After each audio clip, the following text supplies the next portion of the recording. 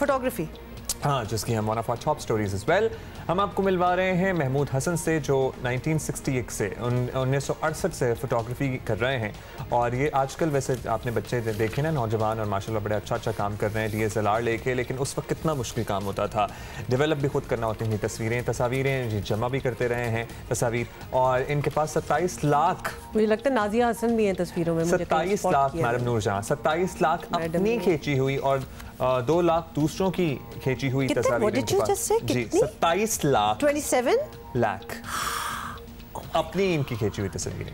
ये तस्वीर कायद आज़म के दौर से अब तक के हालात बयान करती हैं जो इन्होंने आकर इकट्ठी की है। It is unbelievable.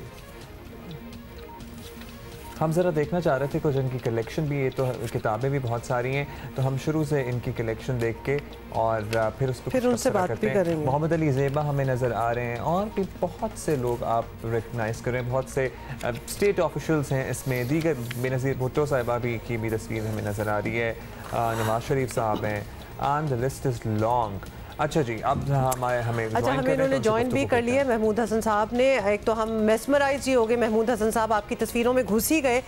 मैडम की क्या ज़बरदस्त तस्वीरें, नाजिया हसन की भी हमें तस्वीर नज़र आ गई।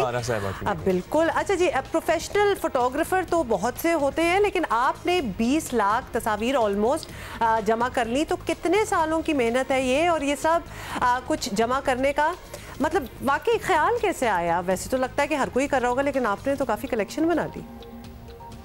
भाई मैं 1968 से बना रहा हूँ, और इन तस्वीरों का ख्याल मुझे अपने एक अज़ीज़ अमीर इमाम साहब की वजह से हुआ था।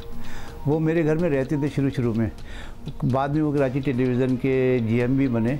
तो उनके साथ में 8-10 साल का था जब टीवी जाता था। लोगों को ये पता भी नहीं कि मेरे को 8 साल की उम्र से शौक था। अच्छा, आपने 52 years is a very long period of time.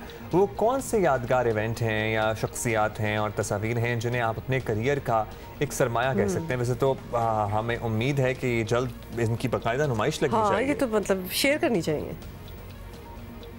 मैंने जुल्फ़िकार अली भुट्टो साहब की भी तस्वीर उस वक्त बनाई थी जब उनसे कोई मिल नहीं सकता था। वो जेल में बंद थे और कुछ दिनों के लिए ज़मानत पे रिहा होकर घर आए थे 70 क्लिफ्टन। तो मैं उस वक्त उनके घर गया, और मुझे याद है तुफैल शेख साहब भी वहाँ थे, जो जेबखाना क्लब के सदर भी बने थे।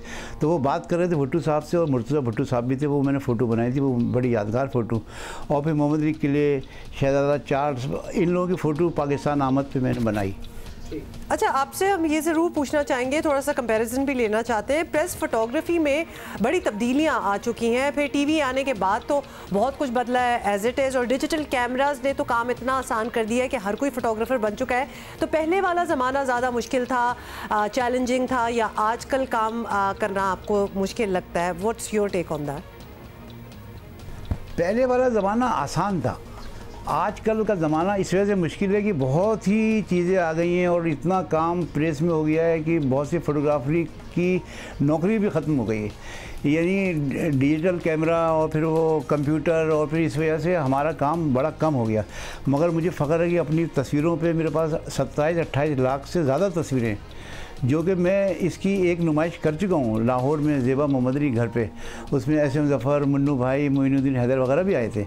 अब मैं चाह रहा हूँ कराची में भी ये नुमाइश करूँ जब हालात हमारे सही हो हमारे मुल्क के। ज़बरदस्त, शुक्रिया। और ये और तो हम आपको बाय द वे ये सजेस्ट करेंगे कि आप ऑनलाइन एग्जीबिशन भी कर सकते हैं अपनी तस्वीरों की। ज़ेबा के घर पे तो आपने इस लेजेंडरी कपल के घर पे नुमाइश की, लेकिन मेरा ख्याल है कि आपको किसी पब्लिक स्पेस पे ज़रूर नुमाइश करनी चाहिए। टोरंटन market can be a great avenue Lahore में, लाहौर में वो बहुत ज़बरदस्त है, वरना नेशनल आर्ट गैलरीज जो हैं हर शहर में ही ऑलमोस्ट हैं, यहाँ तो आप उधर भी कर सकते हैं।